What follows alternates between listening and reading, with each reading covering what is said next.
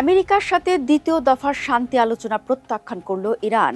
তেহরানের প্রবল সন্দেহ ওয়াশিংটন আবারও তাদের সাথে বিশ্বাসঘাতকতার ছক আঁকছে এবং সুযোগ বুঝে সামরিক হামলার প্রস্তুতি নিচ্ছে। ইরানের অবিশ্বাস মোটেও অযৌক্তিক নয়। আমেরিকার অতীত রেকর্ড অন্তত তাই বলে। বর্তমান পরিস্থিতি আরও ঘোলাটে হয়ে উঠেছে।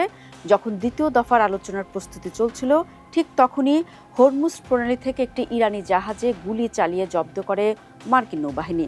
একে স্রেফ উস্কানি হিসেবে দেখছে ইরান। এছাড়া আমেরিকান প্রেসিডেন্ট ডোনাল্ড ট্রাম্প আলোচনার টেবিলে বসার আগেই এমন সব অবাস্তব শর্ত আর ধ্বংসাত্মক হুমকির ফুলঝুরি ছোটাচ্ছেন, যা আদতে শান্তি স্থাপনের চেয়ে আলোচনা ভেস্তে দেওয়ারই নামান্তর। তেহরানের সাফ কথা, এক হাতে অবরোধ আর অন্য হাতে আলোচনার নাটক একসাথে চলতে পারে না। আর এই যুদ্ধ থামানো আমেরিকার জন্যই জরুরি। ইরান তো যুদ্ধ চালিয়ে যেতে চায়। দর্শক, মার্কিন প্রেসিডেন্ট ডোনাল্ড ট্রাম্প বেশ ঢাকঢোল পিটিয়ে ঘোষণা করেছিলেন যে তার প্রতিনিধি দল সোমবার সন্ধ্যায় ইসলামাবাদ পৌঁছাবে। উদ্দেশ্য ইরানের সঙ্গে দ্বিতীয় দফা শান্তি আলোচনা। কিন্তু ট্রাম্পের সেই শান্তির প্রস্তাবের ভাষা ছিল হুমকি দিয়ে বন্ধুত্বের হাত বাড়ানো। তিনি সাফ জানিয়ে দেন, ইরান যদি তার ন্যায্য প্রস্তাব গ্রহণ না করে তবে দেশটির প্রতিটি বিদ্যুৎ কেন্দ্র আর সেতু গুঁড়িয়ে দেওয়া হবে। একে কি আর শান্তি আলোচনা বলে? ইরান অন্তত তেমনটা মনে করছে না। ইরানের রাষ্ট্রীয় সংবাদ মাধ্যমগুলি একে মিডিয়া গেম এবং ইরানের উপর চাপ তৈরির কৌশল হিসেবেই দেখছে। তাদের সাফ কথা, ট্রাম্প একদিকে আলোচনার কথা বলছেন আর অন্যদিকে ইরানের উপর নৌ অবরোধ দিয়ে দেশটিকে কোণঠাসা করতে চাইছেন। তেহরানের যুক্তি খুব সহজ, বুকে পিস্তল ঠেকিয়ে কখনো শান্তি আলোচনা হয় না।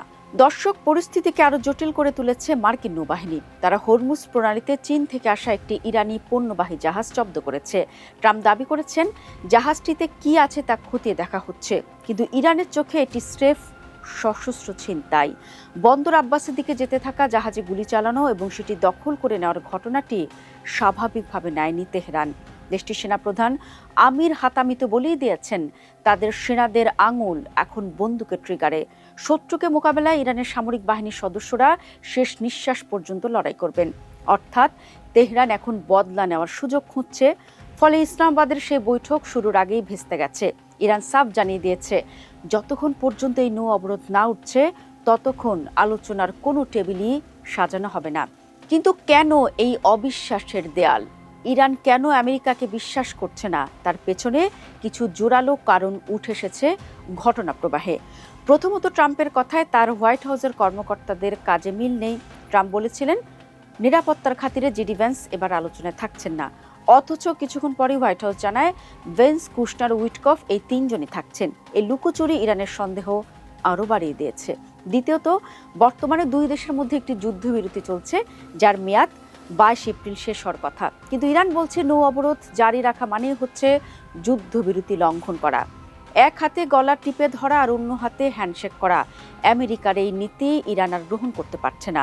ইরানের প্রেসিডেন্ট মাসুদ পেজেশকিয়ান পাকিস্তানের প্রধানমন্ত্রী শাহবাজ শরীফকে ফোনে স্পষ্ট বলেছেন, আমেরিকা কূটনৈতিক বিশ্বাসঘাতকতা করতে ওস্তাদ।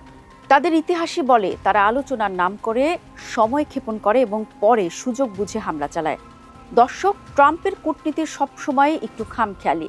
তিনি একদিকে বলছেন খুবই যুক্তিসঙ্গত প্রস্তাব দেবেন, আবার সাথে সাথে হুমকি দিচ্ছেন ইরানকে ধ্বংস করে দেওয়ার।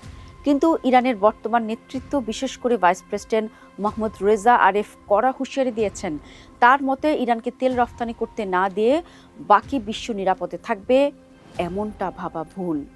হয় সবার জন্য তেলের বাজার উন্মুক্ত থাকবে, না হয় সবাইকে নিরাপত্তার ঝুঁকি নিতে হবে। দর্শক, ইসলামাবাদের দ্বিতীয় দফা শান্তি আলোচনার জন্য আপাতত ইরানকে পাচ্ছে না আমেরিকা। তেহরানে আলোচনা প্রত্যাখ্যান করে পরিষ্কার বার্তা দিয়েছে, চাপ সৃষ্টি করে ইসলামী বিপ্লবের দেশ ইরানকে নতজানু করা যাবে না।